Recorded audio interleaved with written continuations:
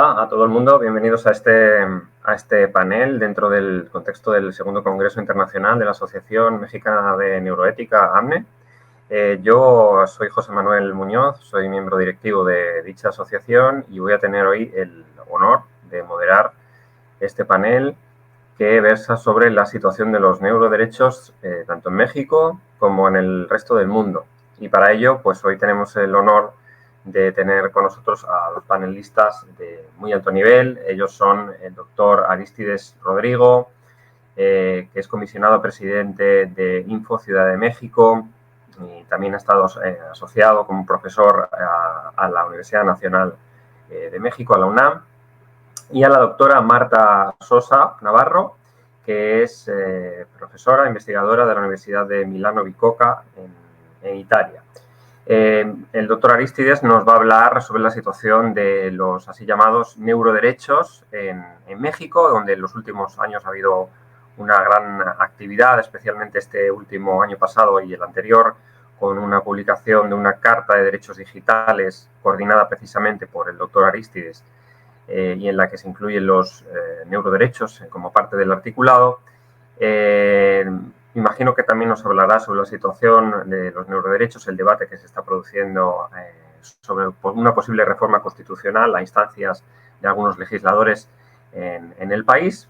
Y a continuación la doctora Marta Sosa nos hablará sobre la situación del debate sobre la regulación de los neuroderechos a nivel internacional, que está siendo tremendamente activa. De hecho, Chile dio el puntapié inicial hace ya algunos años con una reforma constitucional en el país que incluía en uno de sus artículos los neuroderechos, especialmente el derecho a la integridad mental.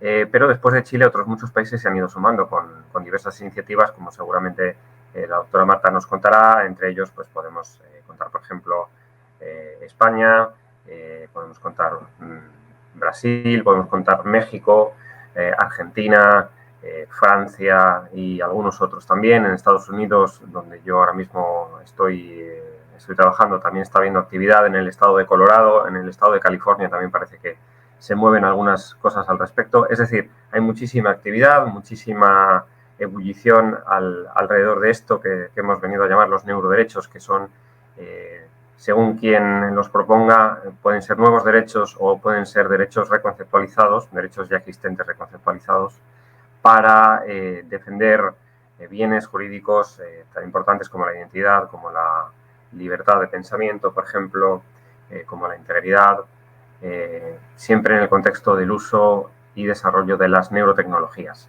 Y sin más, pues vamos a dar paso al primer panelista, el doctor Arístides Rodrigo. Tras él expondrá la doctora Marta Sosa y a continuación tendremos un debate entre los tres. Doctor Arístides, es un honor contar con usted en este panel y le escuchamos.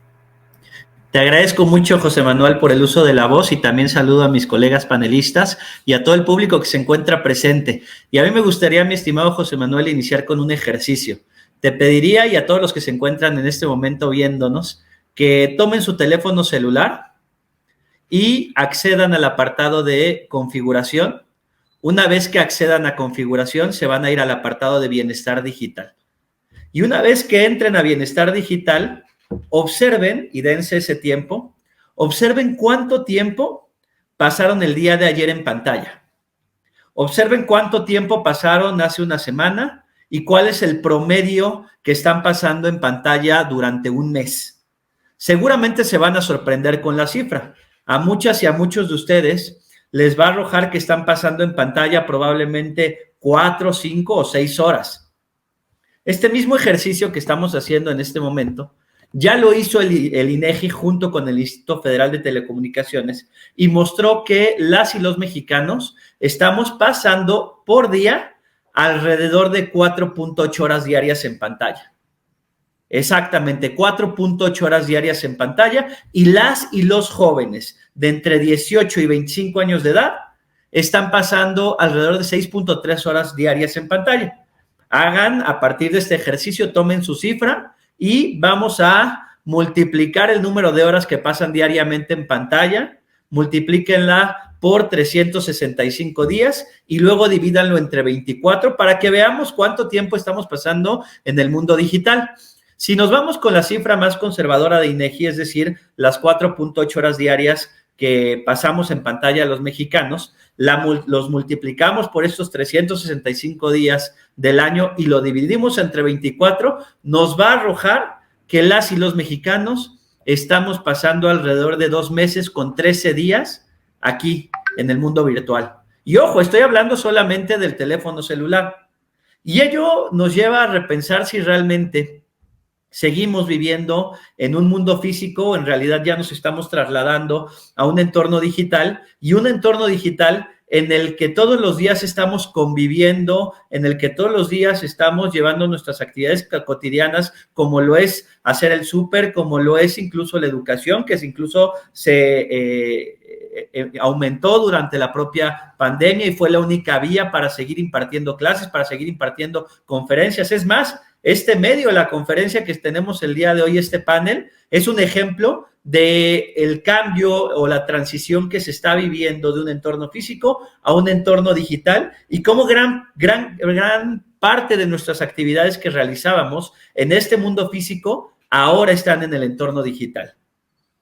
Entonces, si pensamos que estamos pasando 2 meses con 13 días, 2 meses y medio, o los jóvenes hasta 3 meses, 3 meses y medio en el mundo celular, pues ello implica un tratamiento de datos personales constantes, porque hoy nuestro teléfono celular puede saber cuántos pasos damos al día, puede saber cuántas horas de sueño y puede saber exactamente cuáles son mis gustos. Puede saber incluso más nuestro teléfono celular, es más, lo sabe más que nuestras parejas o nuestros familiares. Y de acuerdo a un estudio que se publica año con año y que se denomina Nuestros datos nunca duermen, muestra que por minuto en el mundo se están enviando alrededor de 41.666.000 mensajes a través de WhatsApp. Imagínense 41 millones o más de 41 millones de mensajes que se envían por minuto a través de la plataforma de WhatsApp, o por minuto se están llevando a cabo 5.9 millones de búsquedas en Google, o se están subiendo a Instagram alrededor de 694,000 imágenes. Todo esto en tan solo un minuto. Y no se hable de las interacciones que se están llevando a cabo en redes sociales como Facebook o los videos que se están observando en TikTok. Y entonces empieza a través del propio algoritmo a generar una influencia en el cómo estamos actuando y en el cómo estamos pensando. Y hagamos un segundo ejercicio. ¿A cuántas y a cuántos de los que se encuentran en el público no les ha pasado que probablemente, y que acaba de pasar la temporada navideña, pues probablemente querían comprar, me imagino, tal vez unos zapatos o un abrigo, y se les ocurrió buscar en internet unos zapatos o un abrigo? Y una vez que lo buscaron, de repente sus propias redes y su propio contenido en internet les arrojaba constantemente zapatos o abrigos, porque teníamos probablemente un comercial que nos está siguiendo constantemente, buscando influenciar que compremos dicho artículo, ello derivado del propio algoritmo. Pero imagínense que ya no solamente ustedes lo buscaron en el buscador tradicional, unos zapatos o un abrigo, sino que probablemente tomaron su teléfono celular y platicando con alguna otra persona, algún amigo, le dijeron: fíjate que me gustaría comprar un abrigo o me gustaría comprar unos zapatos. Y de repente, como ustedes lo dijeron en el teléfono celular, pues resulta que ya les está arrojando productos simplemente porque el micrófono del celular pues nos está escuchando constantemente, y esto ha sido demostrado a través de un caso de la Agencia Española de Protección de Datos Personales, en un caso muy famoso denominado La Liga, que resultaba de una aplicación de fútbol en la cual tú podías ver los resultados de los diferentes equipos, el Real Madrid, el Barcelona, pero resulta que cuando tú bajabas la aplicación estabas autorizándole a la cámara el que te pudiera escuchar. Se demostró que efectivamente esta aplicación estaba escuchando y estaba pues resguardando mucha de la información de los propios usuarios. No se hable de los dispositivos que hoy en día se utilizan en casa, como lo es Alexa. Hoy en día todos probablemente en el propio teléfono celular podrán tener un Siri, podrán tener un Bixby o podrán tener un asistente que constantemente los está escuchando. Y probablemente cuando nosotros creemos que estamos en la soledad o en la intimidad de nuestro hogar, en nuestra privacidad, pues probablemente no lo estamos porque tendremos a un asistente telefónico, un asistente virtual escuchándonos constantemente. Pero ¿qué pasaría? Porque ya pusimos el primer supuesto. Ya dijimos, a ver, escribí unos zapatos y me empezaron a perseguir unos zapatos. Ya dije, o en una conversación hablé de unos zapatos y me empezaron a perseguir unos zapatos de repente por todas mis redes sociales. Pero el otro día con el secretario ejecutivo del Info conversando me decía, ¿qué crees? Fíjate que yo no lo escribí, yo no lo dije en el micrófono, sino que lo pensé. Los dos nos soltamos a reír y dijimos, bueno, ¿cómo es posible que tu teléfono pueda adivinar lo que tú estás pensando? Y ya después de las risas llegó la reflexión y ya en la reflexión pensamos, bueno, probablemente no es que el teléfono esté adivinando lo que nosotros estamos pensando, sino al revés. Nuestro teléfono puede inducir en lo que estamos pensando y puede inducirnos en comprar determinado producto y nosotros ni cuenta nos damos porque hay un algoritmo que nos está persiguiendo y probablemente nos está diciendo compra estos zapatos, compra estos zapatos, compra estos zapatos, o una vez que yo ya compré unos zapatos, pues el propio algoritmo ahora me va a arrojar que compre probablemente unos calcetines o algún producto relacionado, pues precisamente porque ya sabe que tengo estos intereses. Y entonces, más que el teléfono que pueda adivinar nuestro pensamiento, el teléfono y el estar pasando tanto tiempo en el mundo digital, ya lo dije, 4.8 horas diarias los mexicanos, pues ello ocasiona a su vez que pueda inducir nuestro propio pensamiento y que nosotros no nos demos cuenta. Entonces es ahí donde nos damos cuenta que este concepto denominado neuroderechos no está tan alejado de nuestra vida cotidiana ni tan alejado de nuestra realidad, porque diariamente estamos conviviendo con un mundo digital y este mundo digital está influenciando en la actividad que realizamos de manera cotidiana. Pero imagínense que el teléfono nos induce, o el mundo digital nos induce en qué productos comprar. Es posible también que nos induzca al cómo pensar. Pero este año que hay elecciones en México, pues imagínense lo más preocupante que puede ser que el teléfono o las redes sociales, el mundo digital, puede inducirnos en el cómo votar. No estoy hablando de ciencia ficción, estoy hablando de una realidad y una realidad que está ocurriendo en el mundo. Y si no, voltemos a ver hacia el caso Cambridge Analytica, en el cual pues logró mostrarse cómo durante la elección de Donald Trump se generó a través de las diferentes redes sociales y de esta empresa denominada Cambridge Analytica una influencia en los votantes que aún eran indecisos para que votaran por determinado candidato. Misma situación se ha dado en países africanos, misma situación se dio en el Reino Unido con el Brexit. Documentado, sin embargo, en cuántos otros países no puede generarse esta influencia que se genera en el electorado a través del bombardeo que tenemos constantemente de las diferentes redes sociales y el bombardeo que tenemos constantemente a través de estos dispositivos que ya nos han llevado a estar constantemente revisando nuestras propias notificaciones. Ahora bien, ¿dónde estamos o dónde está parado el mundo para empezar a lograr una legislación que pueda abarcar los neuroderechos, sobre todo cuando estamos hablando de neuroderechos que pareciera algo que no existe o algo que es muy difícil de comprobar? ¿Cómo voy a comprobar que determinada red social logró influenciar a determinado electorado? La verdad es que resulta bastante complicado. Y a su vez también legislar resulta bastante complicado en materia de neuroderechos, pero lo que hay que empezar, o el primer paso para poder hablar de una legislación en materia de neuroderechos, es la afectación de otros derechos humanos que se puede ir generando. Recordemos que el artículo 1 de nuestra Constitución establece, a partir de la reforma de 10 de junio de 2011, determinados principios. Uno de estos principios es precisamente el principio de interdependencia. Es decir, cómo esta afectación que se está generando a través de los dispositivos digitales puede vulnerar a su vez mi derecho a la privacidad.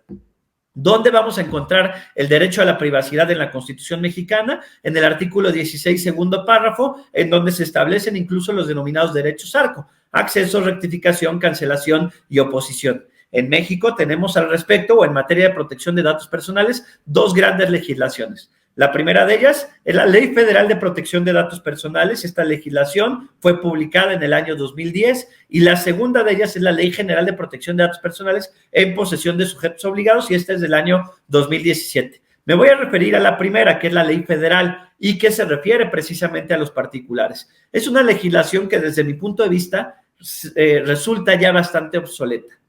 Es urgente desde mi punto de vista también una nueva ley de protección de datos personales que regule la esfera de los particulares, y esta legislación abarque precisamente la protección de datos personales en el entorno digital, como ya lo están haciendo otros países del mundo. Voltemos a ver a Francia, que desde el año 2016 ya tiene la ley de la República Digital Francesa, que abarca una esfera de protección de datos personales en el mundo digital.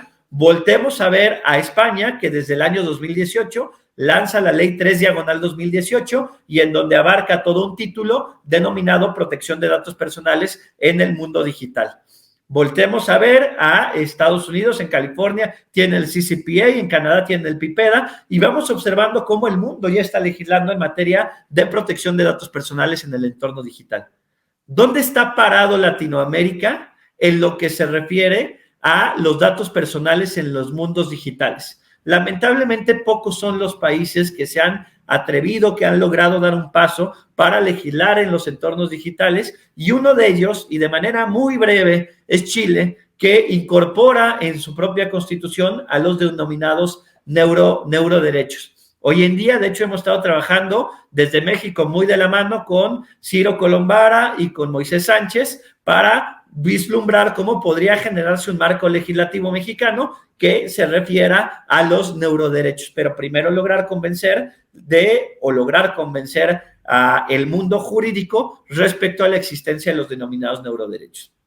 Ahora bien, se ha trabajado también, España lanzó su Carta de Derechos Digitales, existe una Carta Iberoamericana de Derechos Digitales, y a nivel México, en el Sistema Nacional de Transparencia, tenemos un sistema nacional que incorpora a las y los comisionados de absolutamente todo el país, del INAI y de las diferentes entidades federativas. Y dentro de este sistema tenemos una comisión, que es la Comisión de Protección de Datos Personales. Y las y los comisionados de los estados empezamos a trabajar en un documento al que le denominamos la Carta de los Derechos Digitales mexicana. Es la Carta de Derechos de la Persona en el Entorno Digital, y decidimos que no fuera solamente un copiar y pegar de la Carta Española o de la Carta Iberoamericana, sino que fuera una carta que pudiera innovar y pudiera presentar aspectos positivos. Uno de estos aspectos positivos lo vamos a encontrar, por ejemplo, en los derechos digitales de las personas en situación de vulnerabilidad. Pero hoy en día, o más bien esta conferencia, se refiere específicamente a los neuroderechos, y en esta Carta de Derechos Digitales decidimos incorporar una carta, en la carta un capítulo dedicado única y exclusivamente a los neuroderechos. Esta carta ustedes la pueden descargar de las propias redes sociales del Info de la Ciudad de México, y yo le estaré subiendo en un momento con el propio código QR, y en esta carta ustedes van a poder observar incluso este capítulo de neuroderechos, y en el cual precisamente, y que fue elaborado con el apoyo de Ciro Colombara, también de Moisés Sánchez, e inspirado mucho en la participación que ha tenido el doctor Rafael Yuste, es que incorporamos determinados aspectos que resulta, insisto, necesario poner sobre la mesa a efecto de legislar. Primero de ellos, el derecho a la preservación de la identidad personal. Y en este derecho señalamos que ante el uso de cualquier neurotecnología o neurociencias, toda persona tiene derecho a la autonomía personal. entendida esta autonomía personal como esa capacidad de lograr desarrollar la propia personalidad y aspiraciones, determinar la propia identidad, el control de las funciones corporales y las decisiones del establecimiento de las relaciones interpersonales. Segundo de ellos, el derecho a la privacidad neuronal. Y en este aspecto incluimos que toda persona tiene derecho a la privacidad de su información neuronal obtenida directa o indirectamente a través de los patrones de actividades de las neuronas. El tercer punto que incluimos en esta carta fue el derecho al libre albedrío, el cuarto, el derecho a la equidad en el mejoramiento de la capacidad cerebral, y el quinto, el derecho a la protección contra el sesgo y la discriminación. Como bien lo ha dicho de manera reiterada en sus conferencias el propio doctor Rafael Yuste, no significa que estemos en contra de las nuevas tecnologías o que estemos en contra de los avances tecnológicos que se pueda generar a través, por ejemplo, o lograr que a través de determinada avance científico y tecnológico se logre que una persona, por ejemplo, con discapacidad o una persona que padeciera de Alzheimer pudiera utilizar la tecnología para lograr revertir los efectos de esta enfermedad. Pero ya utilizando estas tecnologías, por ejemplo, para el entretenimiento, es ahí donde es importante dejar muy en claro cuáles son los datos personales, cuál es la información que se está recabando y cuál es la influencia que pueden generar en todas y todos nosotros, máxime cuando el año pasado y este año se está generando un boom de la inteligencia artificial y con ello evitar que la inteligencia artificial nos termine volviendo una humanidad artificial. Pues les agradezco muchísimo a todas y todos.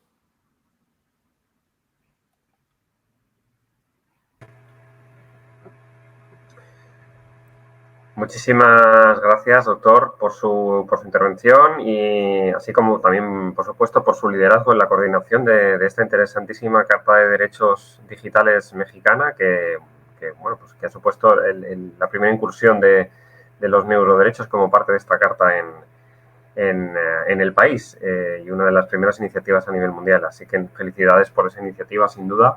Y le conmino al debate que tendremos a continuación después de la presentación de la doctora Marta Sosa, quien nos va a hablar ahora mismo sobre la situación regulatoria, el debate sobre la regulación de los neuroderechos a nivel internacional. Doctora, es un honor para nosotros que forme parte de este panel y nada, la pantalla es suya.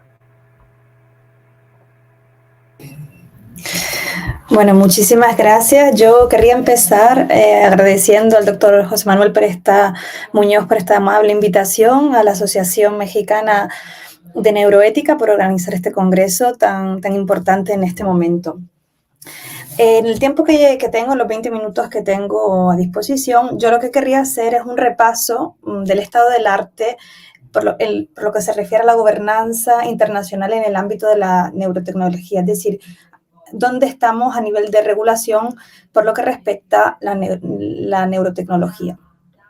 Yo creo que ya el título que han elegido para el panel de hoy, los neuroderechos en México y en el mundo, es provocador, porque yo creo que enseguida nos coloca, nos hace reflexionar sobre uno de los debates centrales en este tema, que es la necesidad, el debate sobre si es necesario o no crear nuevos derechos para, enfrentarnos a los desafíos que nos plantea esta tecnología. Es decir, si es necesario crear nuevos derechos, que serían estos neuroderechos, o si se puede, de alguna manera,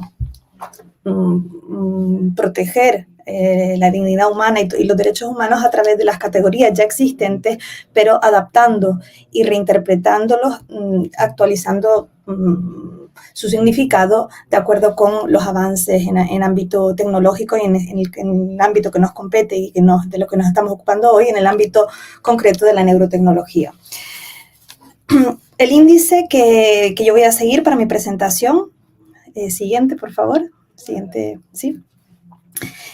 Es el siguiente. En primer lugar, me gustaría empezar definiendo el objeto de estudio. ¿Qué es esta tecnología de la que nos estamos ocupando y que queremos regular? Este sería el primer punto que intentaré abordar de manera no muy exhaustiva por límites de tiempo. El segundo punto es por qué queremos regularla, cuáles son los riesgos efectivos a los que nos enfrentamos a través del utilizo o la difusión en ámbito no médico de esta neurotecnología. Y por último, me gustaría tocar cuál es el papel que están llamadas a jugar y que están ya jugando las organizaciones internacionales en la regulación de esta neurotecnología. Bueno, empezando por el primer punto, ¿qué es la neurotecnología? La neurotecnología, aquí yo he utilizado una definición que ofrece la Organización de Cooperación y Desarrollo Económico, puede ser definida como aquellos dispositivos y procedimientos utilizados para acceder, monitorear, investigar, evaluar y manipular los sistemas neuronales de las personas físicas. Al interno de esta definición bastante amplia, yo creo que podemos empezar distinguiendo dos categorías importantes. Aquellas neurotecnologías que leen la actividad cerebral, de aquellas neurotecnologías que no solo la leen, pero que la pueden alterar. En el primer grupo, pues encontramos todas aquellas herramientas que permiten, digamos, de alguna manera recoger datos sobre la actividad cerebral, tanto del cerebro en estático, es decir, el estado del cerebro de la persona, como del funcionamiento del cerebro, es decir, el cerebro cuando está funcionando. Estas técnicas se pueden utilizar para detectar estados mentales, niveles de concentración, humor, para diagnosticar condiciones patológicas. Incluso se pueden utilizar para controlar dispositivos externos. Hemos visto varios ejemplos bastante sorprendentes y impresionantes de cómo estos avances han permitido recientemente incluso a algunas personas volver a caminar, controlar brazos robóticos, personas que estaban paralizadas. Pues esto se hace a través de este tipo de tecnología. La segunda categoría es aquella que altera la actividad cerebral. Esta distinción la hago porque también tiene efectos a nivel jurídico, esta distinción. Incluso hay digamos, reglamentos que cubren un tipo de la neurotecnología que altera la actividad cerebral y no cubre, por ejemplo, aquella que solo lee o recoge datos. Entonces, es importante tener clara también esta distinción a efectos jurídicos. En este segundo grupo, esta segunda categoría, pues encontramos todas aquellas técnicas que interactúan con el sistema nervioso, pero cambiando su actividad. Pues para restaurar la información sensorial, es decir, como tratamiento, o como estimulación cerebral profunda para detener temblores y para tratar otras condiciones patológicas como pueden ser la depresión. Siguiente, perfecto. Aquí me gustaría referirme a este estudio del 2001 que demuestra el ritmo al que se está desarrollando esta tecnología, ya que nos hacen darnos cuenta de que efectivamente los resultados que ya están a disposición son realmente sorprendentes. Este artículo se publicó en el 2021 y lo que demuestra es que a través de un tipo de neurotecnología de carácter invasivo, es decir, que requirió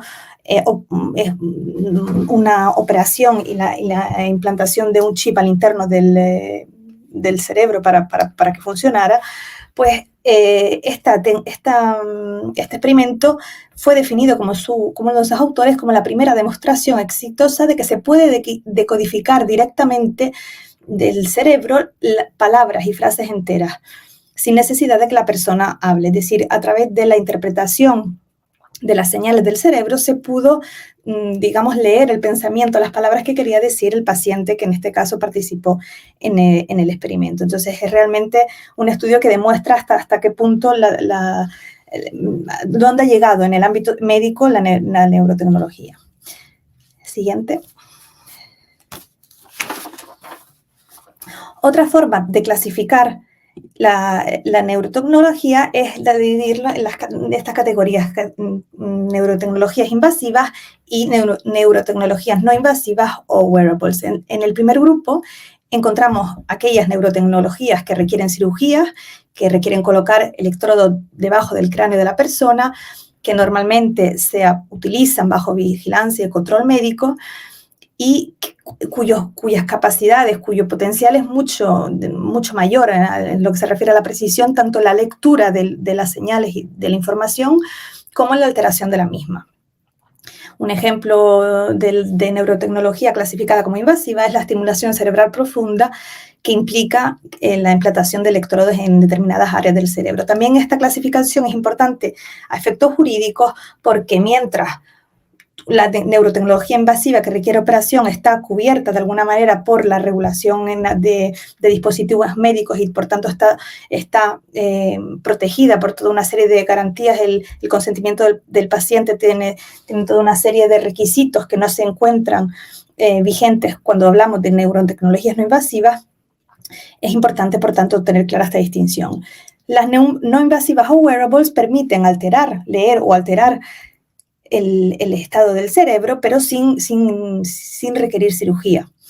De hecho, la versión inicial de esta neurotecnología pues eran cascos bastante poco fáciles de llevar, pero el hardware de esta tecnología ha evolucionado en el tiempo y ahora pues existe con la misma potencia, digamos, que en los antiguos cascos, pues auriculares existen, pulseras, incluso gafas. Este tipo de tecnología, no requiriendo intervención quirúrgica, y pues normalmente en casi todos los países está regulada por la normativa de consumo y varía, los niveles de protección varían de estado a estado. Siguiente, por favor. Esto es un ejemplo, esto es una foto donde se ve pues, la diferencia, ¿no? de lo que estamos hablando, la distinción entre invasivas, que es el primer caso que permite, pues, con la implantación de un electrodo en el cráneo, controlar un brazo robótico a una persona que está paralizada, y en el segundo caso, un ejemplo real de lo que es un wearable que actualmente permite alterar la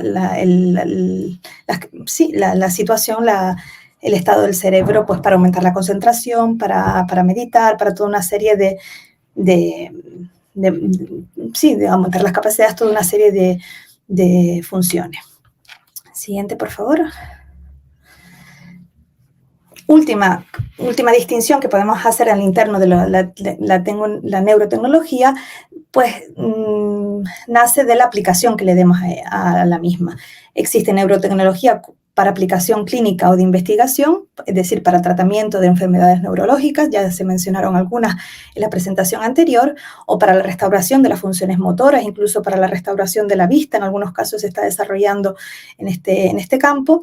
Y luego está la neurotecnología utilizada en ámbito, digamos, del consumidor, para entretenimiento, con objetivos de aumentar la concentración, de mejorar las capacidades cognitivas, para uso de marketing también, para usos de seguridad. Es decir, hay muchas compañías que, por ejemplo, han propuesto a sus trabajadores, no sé hasta qué punto propuesto o impuesto, la utilización de unos cascos que miden una especie de cascos que miden el nivel de concentración y de cansancio en trabajos como el trabajo del conductor, para avisar al trabajador de que su nivel de concentración y de cansancio es elevado y por tanto hay un riesgo importante de accidente. Entonces, este tipo de aplicaciones pues entran en esta segunda categoría. También hay ejemplos bastante polémicos que luego han sido, más que ejemplos, han sido experimentos que luego han sido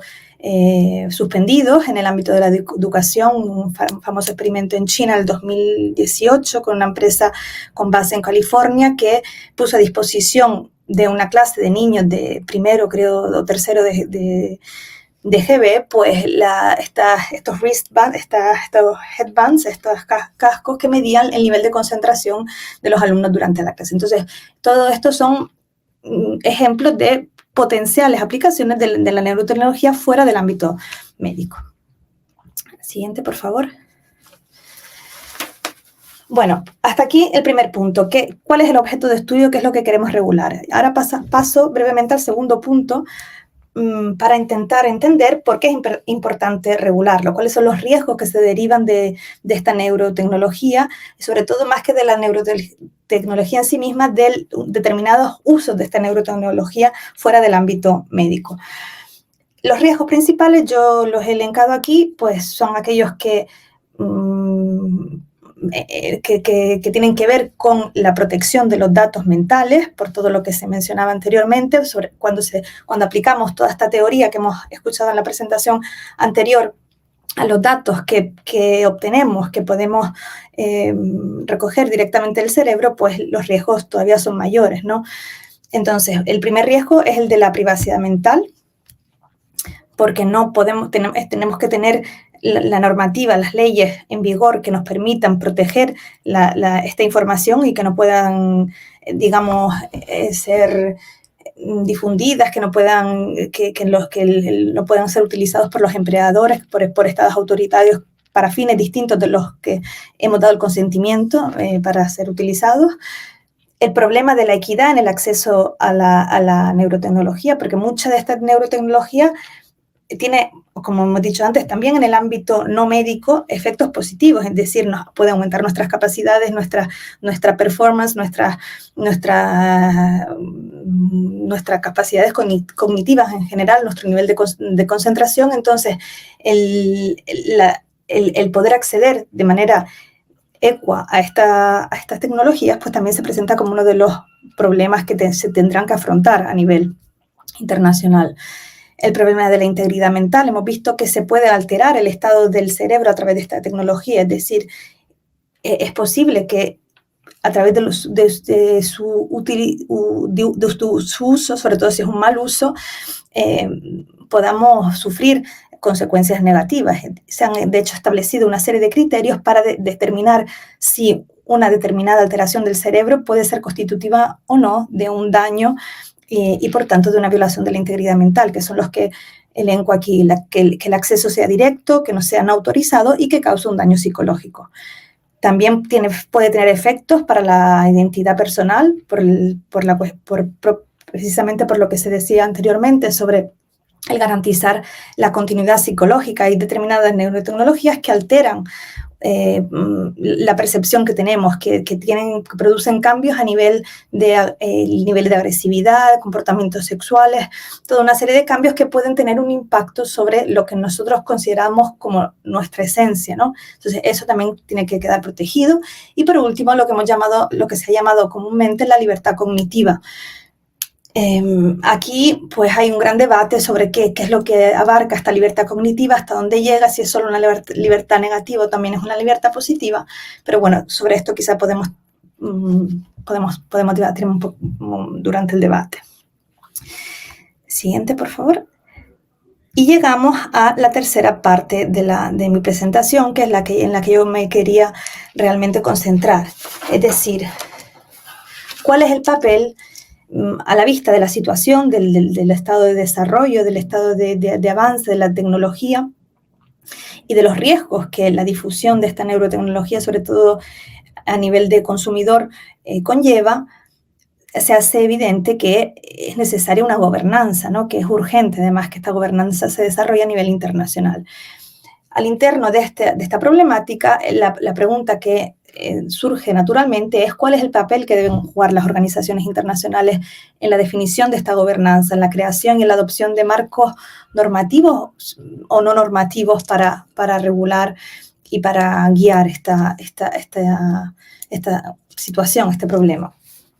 Actualmente, con esta diapositiva quería ilustrar cuál es el estado del debate, porque actualmente el debate doctrinal está representado por dos posiciones. Aquellos que sostienen que el marco jurídico de derecho internacional de los derechos humanos es suficiente para dar las garantías y la protección necesaria frente a los riesgos que surgen por la aplicación, por la utilización, por el uso de la neurotecnología, y aquellos que creen que no es suficiente y que es necesario crear nuevos derechos. Entre los promotores o entre los sostenedores de esta segunda posición pues hay muchísimos autores. Está también la Neural Rights Foundation, que ha propuesto este elenco de derechos como los derechos que deben ser considerados como los nuevos derechos. La creación de nuevos derechos tiene toda una serie de digamos, peligros, es decir, se habla del riesgo de inflación, de la pérdida de efectividad, de la incapacidad de los tribunales de digamos,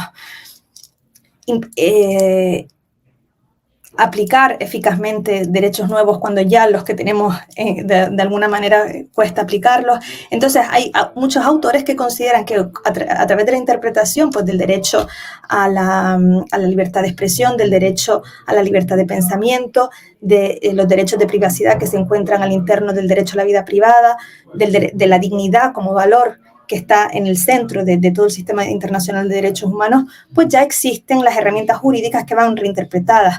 Hay que reinterpretar y adaptar para afrontar estos nuevos desafíos. Entonces, esto es el resumen de las dos posiciones que existen. Siguiente, por favor. Entonces, con este estado de cosas, realmente sí que ha habido muchísimo movimiento a nivel internacional por lo que se refiere a la propuesta de principios para, de alguna manera, regir la problemática de cómo afrontar estos riesgos que se derivan del desarrollo y aplicación de la neurotecnología. El primero, por orden cronológico, es el de la OCDE, que aprobó en el 2019 una recomendación sobre el uso responsable de la neurotecnología, con 9 principios prevalentemente dirigidos a las aplicaciones clínicas de la neurotecnología, porque es aquí donde los estados encontraron un mayor grado de consenso, pero que, digamos, es el primer documento importante. Luego, en el 2021, la UNESCO aprueba lo que se puede considerar el documento más completo hasta el momento en la materia, que analiza en detalle estos nuevos desafíos, tanto desde el punto ético, jurídico como social, y hace una serie de propuestas concretas. Entre ellas, sugiere la posibilidad de elaborar una declaración internacional sobre derechos humanos. Una declaración, recordemos que es un documento jurídico de carácter no vinculante, es decir, pertenece a la categoría de soft law. Luego, a nivel regional, esto es a nivel puramente internacional, a nivel regional también tenemos iniciativas importantes como la del Consejo de Europa, que por primera vez plantea el debate sobre los neuroderechos, y tenemos importantísimo la reciente Declaración de Principios Interamericanos en materia de neurociencias, neurotecnologías y derechos humanos, publicada en marzo de 2003. ¿Por qué es importantísima? Porque esta declaración recoge de manera muy eficaz todo el debate que se ha venido teniendo durante todos estos años y hace un resumen que bastante comprensivo, que toca todas estas cuestiones de manera exhaustiva. Si pasamos a la siguiente diapositiva, estos son los 10 principios que están contenidos en esta declaración y si se leen, no me paro a leerlos, pero si se leen y se analizan uno por uno, veremos que realmente cubren casi todo el espectro. Yo me atrevo a decir que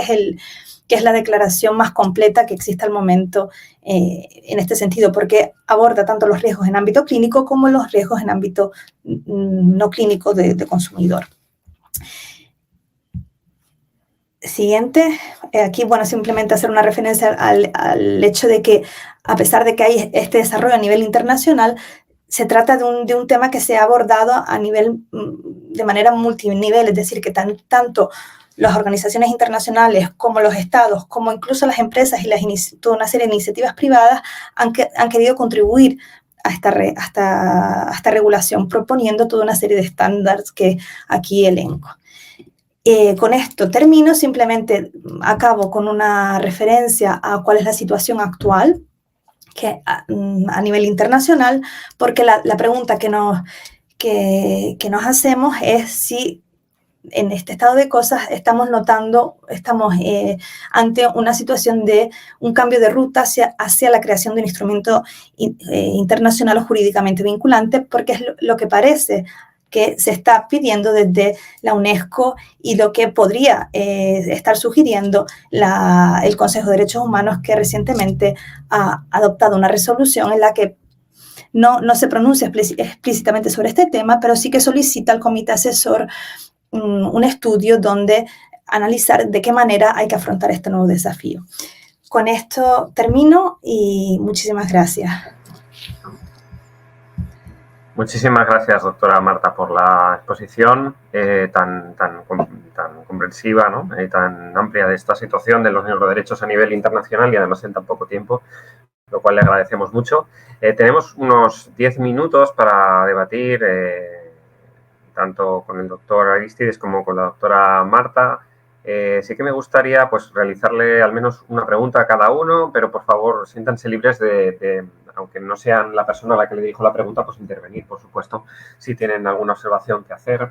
Le quería preguntar al doctor Arístides, creo que ya él hizo alguna mención ya en su presentación sobre la cuestión del tiempo que pasamos normalmente, del tiempo medio que solemos pasar delante de las pantallas de los dispositivos digitales, que ciertamente es preocupante. Y en este sentido me acordé de un estudio realizado por una compañía o por un hub, cuyo nombre pues ahora mismo me van a disculpar, pero no recuerdo. Pero sí que tengo aquí delante los Electronics Hub. Ahora lo encontré, Electronics Hub. Y sí tengo aquí los datos y son realmente interesantes. Este hub lo que hizo fue estudiar el tiempo medio que pasan los ciudadanos de los distintos países del mundo o de muchos países del mundo, el tiempo medio que pasan delante de pantallas de dispositivos digitales, y resulta realmente llamativo y casi es revelador que de los 10 países del mundo que por media pasan más tiempo delante de las pantallas, pues 9 pertenecen a lo que llamaríamos, o lo que se viene a llamar el sur global, y de esos 9, 5, es decir, la mitad de los 10 primeros países, pues son países de Latinoamérica, precisamente, ¿no? Y estos países, los tengo aquí, son Brasil, Argentina, Colombia, Chile y el propio México, que sería el que cerraría en 10º lugar este ranking, digamos, ¿no? Fijémonos que, por ejemplo, México, siendo el 10º país, pues de las horas diurnas, las horas en las que no estamos durmiendo, los ciudadanos pasarían una media de un 48,6% de su tiempo diario delante de dispositivos digitales, ¿no? Lo cual es la mitad del tiempo, ¿no?, útil, que es una barbaridad en realidad, ¿no? Y esto si lo contrastamos pues con datos, por ejemplo, como los de Japón y Corea del Sur, que como todo el mundo sabe, pues son países pioneros en el uso de tecnologías digitales, pues curiosamente estos dos países están en las dos últimas posiciones de este estudio en cuanto a tiempo uso de medio en pantalla. ¿Hacia dónde quiero dirigir la pregunta? Bueno, pues aunque por supuesto hay que tener precaución con estos datos, pareciera como si los países desarrolladores o productores de estas tecnologías paradójicamente estén menos expuestos a los riesgos de la privacidad de los datos digitales, mientras que los países consumidores, ¿no?, parece que sean los que están más expuestos. Yo no sé qué piensa el doctor sobre posibles medidas o alertas o no sé si a nivel de educación se podría hacer algo para que los ciudadanos de los países más vulnerables y también las personas de grupos vulnerables en cualquier país del mundo pues estén realmente alertados de este tipo de riesgos. Pues muchas gracias, estimado doctor José Manuel. No conocía yo esas cifras que acabas de dar. De hecho, yo también soy de los que creería que Japón también se encuentra dentro de los países que tienen un mayor uso de dispositivos móviles. Bueno, a la doctora Marta Sosa, muy buena la clase magistral que nos acaba de dar. Y bueno, ¿qué hacer? Pues yo creo que desde la propia educación que se genere, pues no solamente con las infancias, porque a ver, todavía no vemos la problemática de salud y social que se va a generar en todas las nuevas generaciones. Tanto tú, mi estimado José Manuel, como Marta, como en mi caso, crecimos con una pantalla nada más y el televisor. Y a veces se limitaba el tiempo de estar viendo la televisión, pero crecimos con una pantalla. Hoy los niños están creciendo con alrededor de 4 o 5 pantallas. El televisor, la tablet, el teléfono celular, la computadora. Estamos bombardeados de pantallas y hay una facilidad para estar accediendo a estos dispositivos que nosotros mismos, padres de familia, la generamos y que se generó también a raíz de la pandemia COVID-19. A ver, ¿fue necesario, sí, a raíz de la pandemia, llevar la educación al entorno digital? Pero una vez que hoy en día ya no es necesario, pues ¿cómo revertimos todo este impacto que se está generando? Pues creo yo que con educación y generando conciencia, no en los niños exclusivamente, en los propios padres de familia, porque y hay que ser objetivos y hay que decirlo abiertamente, a cuántas y a cuántos de los que están en esta conferencia no nos ha ocurrido, que somos padres de familia, esa gran tentación de estar en un lugar y en ese lugar en un restaurante, por un ejemplo, y que no haya forma de que haya una distracción para los menores, porque probablemente no hay un área de juegos, y el camino fácil o la receta fácil es toma el teléfono celular. Entonces es una situación en la que estamos inmersos y que hay que revertirla visibilizándola. A ver, yo mismo, si no hubiera empezado a explorar o haber visto este estudio de cuánto tiempo pasaba en pantalla, no me hubiera dado cuenta que yo sí estoy dentro de ese margen de mexicanos que estamos pasando más de 4 horas en pantalla. Y de repente me di cuenta que gran parte de mi tiempo lo estaba pasando en WhatsApp. Y cuando yo creía que pasaba nada más 1 hora o 2 horas, pues resulta que es el doble o a veces, o hay días que puede ser hasta más tiempo, porque el pretexto o argumento que utilizamos todos es que es mi medio de trabajo. Es que es mi medio de trabajo. Bueno, ¿cómo logramos evitar que esto sea nuestro medio de trabajo y lograr esta interacción social que resulta fundamental, incluso para evitar una confusión, porque probablemente tú mandas un WhatsApp, la otra persona entiende algo diferente a lo que estás queriendo decir y al revés le estás invirtiendo más tiempo y estás generando un problema de salud mental, estás generando un problema a las siguientes generaciones y bueno, ahí atendería yo a la respuesta.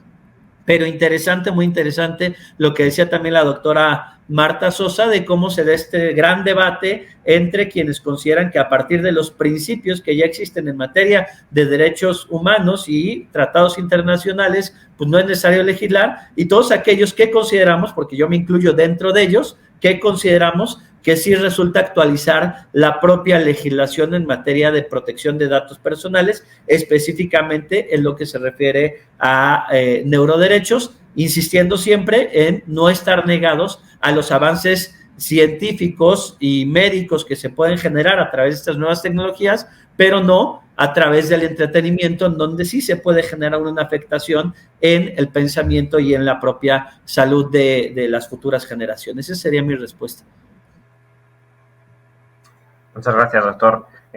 Pues precisamente un poco en la línea de lo que mencionaba usted, ¿no? Y aprovechando la condición de experta en Derecho Internacional de la doctora Marta Sosa, tengo curiosidad por saber si tienen alguna opinión formada al respecto o cuál sería la opinión mayoritaria, digamos, en el ámbito de los neuroderechos a nivel internacional, en los debates, sobre precisamente si es necesario crear nuevos derechos humanos o si más bien se apuesta mayoritariamente por la vía del rediseño, de la reconceptualización de derechos.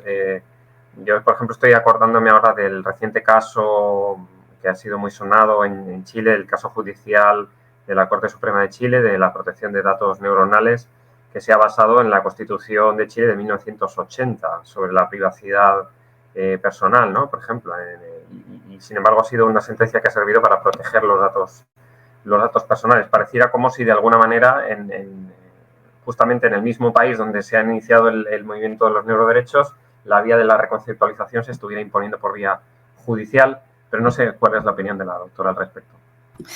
Sí, gracias por la pregunta. El caso que cita es tremendamente interesante, precisamente por el motivo que has expuesto, porque realmente se intentó reformar la Constitución, se intentó reformar ese artículo 19 para incluir tutela, una protección específica de los neuroderechos. No se consiguió porque luego el referéndum no permitió que se incorporara el total de esa reforma, pero sin embargo a nivel judicial, el senador Girardi, ¿no? que ha sido el promotor tanto de la reforma constitucional como de este caso que ha llegado al tribunal, a la Corte Suprema, pues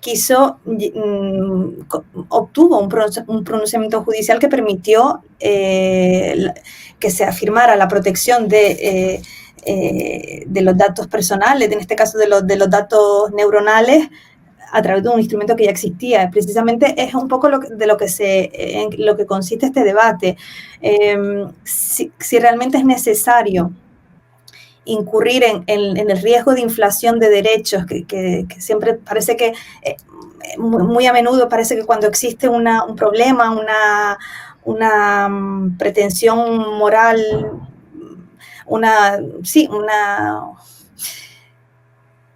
calificarlo inmediatamente como derecho humano, pues puede comportar algunos riesgos en el ámbito de la afectividad y de la eficacia de los derechos. Es decir, si tenemos derechos que interpretándolos, actualizándolos, se pueden tutelar y pueden proteger los derechos de estas violaciones que surgen como consecuencia de estas nuevas tecnologías, quizás conviene primero intentar esa vía, ¿no? Por ejemplo, me viene a la mente un artículo de un jurista holandés que habla del derecho a la libertad de no expresión como versión de la libertad de expresión para protegerse de la lectura del pensamiento no autorizada, ¿no? En el caso de la neurotecnología. Es decir, entender que la libertad de expresión también puede tener una vertiente negativa, que implique que no tengo por qué expresarme si no quiero expresarme. Entonces, que esa interpretación permitiría eventualmente, que ya está contenida en todos los instrumentos internacionales,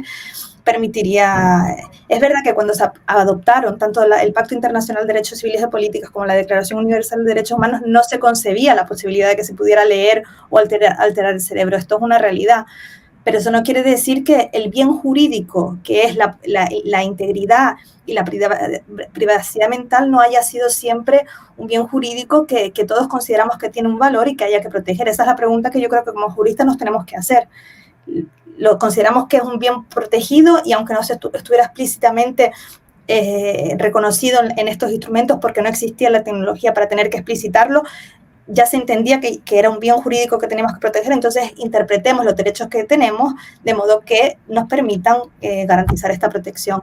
De todas maneras, no como jurista, sino como madre, me gustaría volver al comentario del doctor Arístides, porque me parece el tema que ha tratado sobre la exposición a las pantallas es tremendamente preocupante, incluso en niños pequeños. Es decir, ya se está viendo que en niños de 4 años escuchaba antes una conferencia donde se hablaba que en Estados Unidos el 20% de los niños de 4 años son propietarios de un teléfono móvil. Se han visto ya estudios de gente que realmente empeora muchísimo su estado de salud mental como consecuencia de la exposición a esta tecnología, pero sobre todo por la forma en la que funciona, ¿no? Se habla de tendencias, de hecho hay un caso en Estados Unidos que se llegó a condenar, creo, no me acuerdo qué red social, por haber, digamos, propuesto continuamente imágenes negativas relacionadas con el suicidio a una adolescente que ya tenía una serie de tendencias depresivas y que luego la llevaron. El tribunal consideró que existía causalidad entre el loop, el algoritmo que propuso continuamente estas imágenes relacionadas con el suicidio y la muerte del adolescente. Esto fue un caso muy famoso de hace, creo que un par de años. Entonces ya se está reconociendo incluso a nivel judicial los efectos en mentes sobre todo en mentes inmaduras, en mentes de niños y adolescentes. Y creo que en ese sentido no se puede cargar a los padres con el peso de tener que controlar continuamente, sino que tiene que también venir del Estado ese control sobre las empresas y sobre los sistemas que utilizan, porque son muchas veces de carácter adictivo, ya no solo para los niños, sino también para los adultos. Y bueno, creo que también tendría que haber una intervención a nivel político. Muchísimas gracias, doctora. No sé si el doctor Arístides quisiera realizar alguna observación final. Estamos llegando al final de nuestro panel.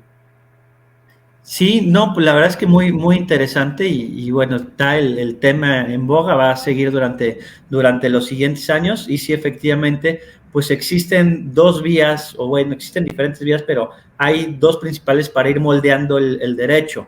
Y la familia mexicana, bueno, más bien el sistema jurídico mexicano, pues parte de la familia neorromanista, a diferencia el sistema jurídico norteamericano que parte del common law. Entonces, en un sistema jurídico como el norteamericano, pues sí, efectivamente, a golpe de sentencia se va moldeando el propio derecho. Es una vía, me parece adecuado. La familia neorromanista, pues implica que el derecho se va formando a través de la propia legislación. Si bien vía sentencias de la Suprema Corte de Justicia de la Nación pudiera irse moldeando el derecho mexicano, desde mi punto de vista sería todavía más importante sellarlo con cemento. ¿Y cómo sellar con cemento una tutela de los neuroderechos? Vía legislativa. O sea, sí, es una vía, una alternativa viable, importante, la vía judicial, vía interpretación de principios, vía interpretación del artículo 16 constitucional, del primero constitucional, cómo se pueda ir generando toda una interpretación de derecho a la intimidad vinculado con neuroderechos, pero desde mi punto de vista, si queremos ser todavía más específicos, sellarlo con cemento, pues sí sería vía legislativa lo más, desde mi punto de vista, lo más recomendable. Y bueno, muy agradecido y pues un gusto haber compartido con usted, doctor José Manuel Muñoz, y bueno, naturalmente con la doctora Marta Sosa. Muy bien, muchas gracias. Llegamos con esto al final del panel. Doctora Marta Sosa, ha sido un honor tenerla aquí. Para nosotros, pues todas sus investigaciones recientes, su papel destacado en la investigación de los neuroderechos, intervenciones en documentos internacionales de UNESCO incluidas. Doctor Arístides Rodrigo, pues igualmente un honor también tenerlo aquí por su liderazgo en la Carta de Derechos Digitales mexicana y todo el trabajo que está haciendo actualmente en el debate sobre los neuroderechos a nivel nacional, a nivel probablemente con algunas reformas a nivel constitucional o a través del Senado. Así que para nosotros, lo dicho, es un honor haberlos tenido aquí en este panel y muchísimas gracias por sus intervenciones. Muchísimas gracias a ustedes. Un placer y un honor para mí. Encantada. Muy bien. Muchas gracias, un gusto. Un fuerte abrazo a todas y todos. Gracias, un gusto.